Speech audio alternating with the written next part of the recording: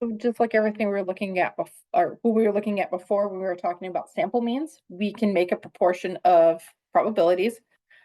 So the probability histogram for a sampling distribution, we have two different kinds. So if I have a sample proportions, this is just population of proportions.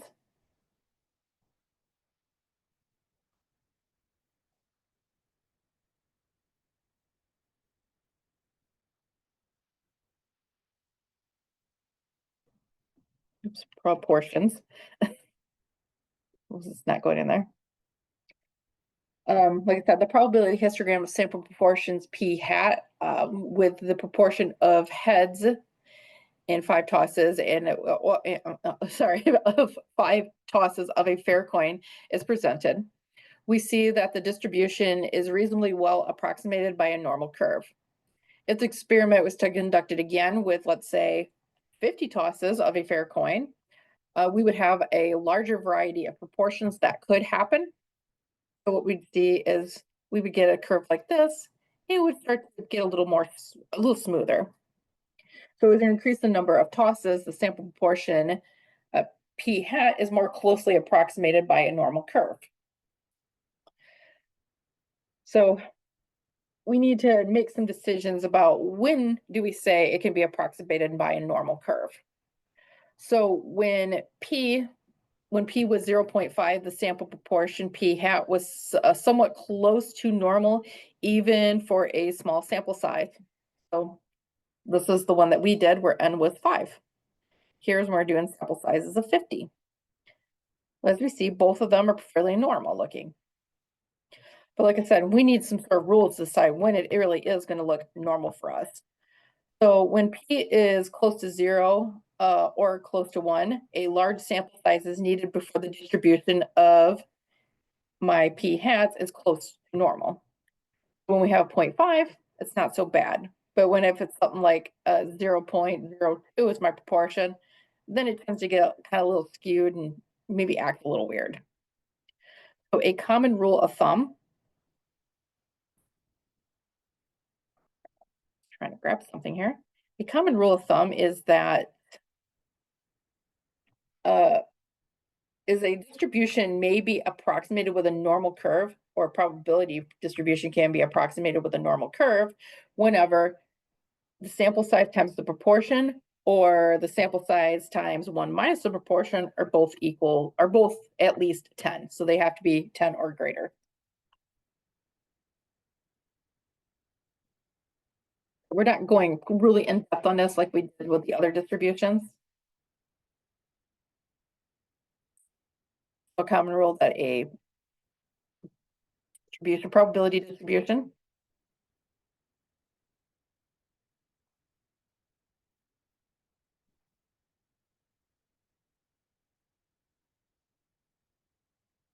of proportions, sample proportions is what I'm talking about, what we're applying this to.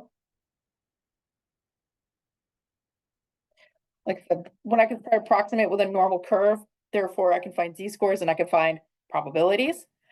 That is going to happen just as long as, like I said, the sample size times the proportion or the sample size times n minus proportion are both at least 10. So they have to be 10 or greater. This is going to get us what is going to be another central limit theorem. And it's going to be your central limit theorem for proportions. We now state the central limit theorem of proportions. So we're going to let p have the sample proportion for a sample of size n and from a population with a population proportion p.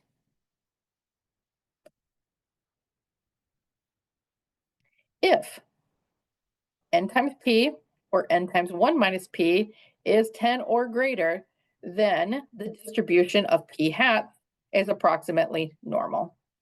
If we don't meet those conditions, we cannot guarantee that what we're looking at is something that's going to behave normally. It can end up being skewed if like our proportions are like really skewed to either being very, very small or very, very large. So in this case, we need this criteria to be met.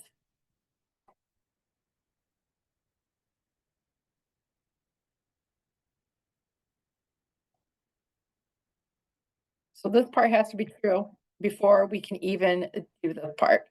So if this is not met and then we don't have a normal approximation, then I cannot say that the mean of my distribution is going to be P and the standard deviation is going to be P minus P times one minus P over N, doing a square root of that. So this here only has meaning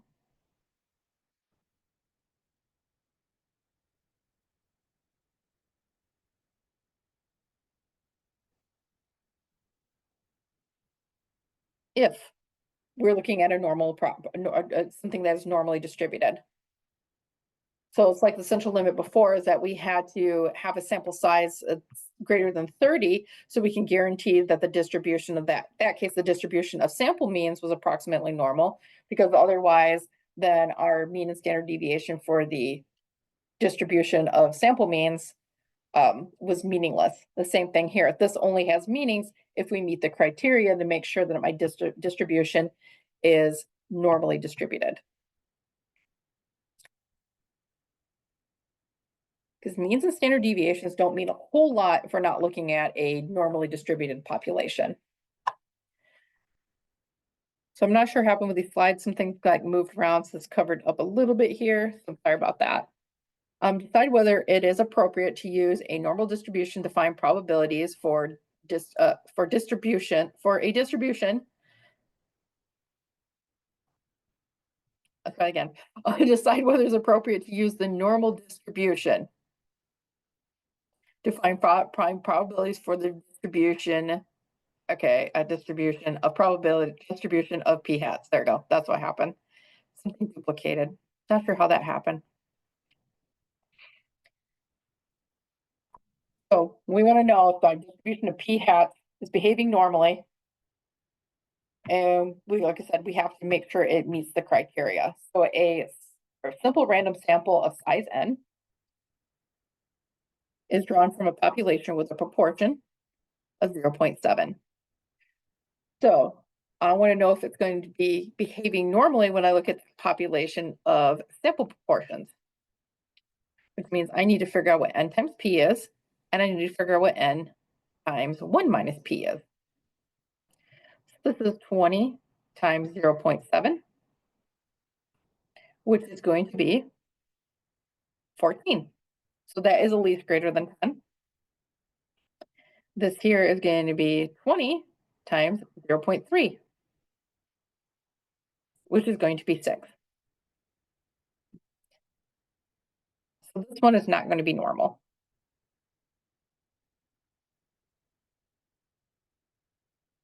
Or possibly not normal.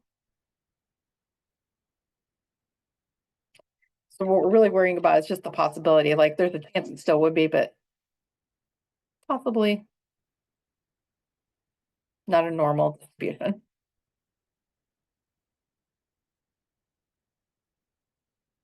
If you look at this one over here, we have a simple random sample of size 55.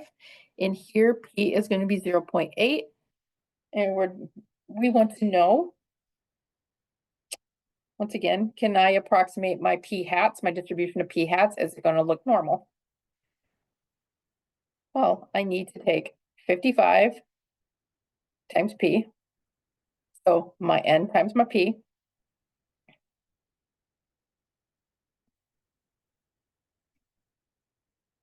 And we get 44. Then I take I take my sample size, and then I do 1 minus my proportion, my population proportion of 0.8, and that's going to give me 11. So both of these are greater than 10.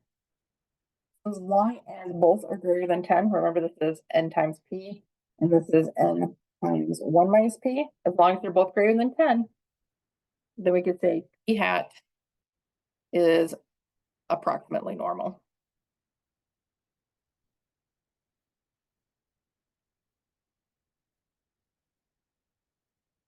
So it has an approximately normal distribution.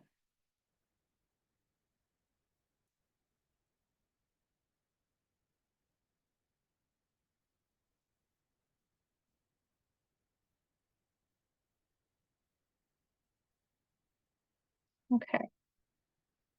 So this one here, we have a simple random sample once again of size 20, but this time it's drawn from a population that has a proportion of 0.5. That's going to be different than what we experienced up here because this was really, really close, a little close to 1. It doesn't come out to something normal because we're going to get, like I said, those n times p and n times 1 minus p, both of them are not greater than 10. Here we're going to see something different though, because we are going to have my sample size n times the proportion. That's going to give me 10, which meets the criteria of at least 10 or more. Then we're going to have 20, but then we're going to do 1 minus the proportion, which happens to be just going to give me 0.5 again. So this is going to end up being 10, which is once again at least greater than or equal to 10. So here, p hat is going to have a approximately normal distribution.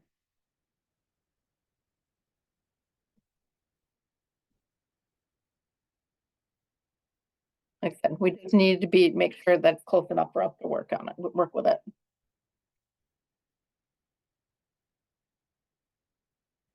We'll do dark red here.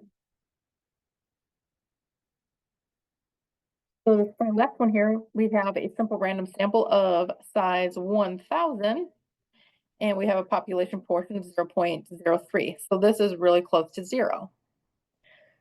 Like here where it's really close to 1, that we had a small sample size, so we couldn't make an approximately normal distribution. Here we're going to see something a little different. So that's really close to 0, but because we got a very large sample size, it should start evening things out for us. So my sample size is 1000 times a proportion of 0.03, and that should be, oops, that should give us 30, or sorry, 300. Nope, I was right the first time. 30, which is greater than 10. If I take 1000 and now I have 1 minus 0.3, or 0.03, well, that's just 1000 times 0.07, which is going to leave me with 70, which is also greater than 10. So once again, my distribution of p hats is going to be normally distributed.